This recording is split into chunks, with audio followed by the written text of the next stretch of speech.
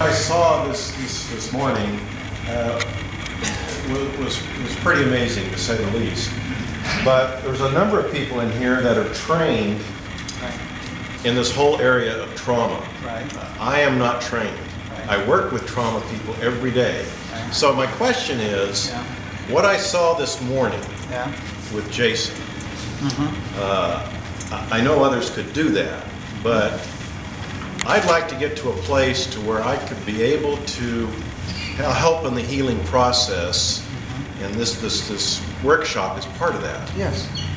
So help me understand, you know, what can I do after this workshop? What should I do in the future to get myself to a place to be able to, you know, like with Pastor Bob there, or clinicians back here, to be able to get to a place to help like you did with Jason this morning. You know, how can I get there?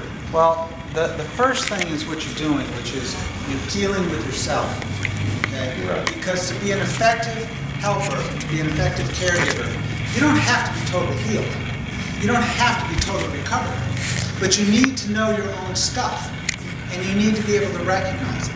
The biggest problem, it'll trigger your own stuff, and so you need to know how to do it. But the other thing is that if you can't distinguish between yours and your clients, you know what? Then you're doing your work, not your client's work. Okay. Now, when Jason and I were talking, I'm telling you, it triggered all kinds of shit in my life. All kinds of stuff. And I could have talked to him, he could have said, you know what makes me think about it? Or I feel, you know, and I could have gone in a lot of different places. But because I know myself well enough, and I've done enough of my own work, I was able to say, no, Bob, that's all your crap. Listen to him. What's his place? What's he need?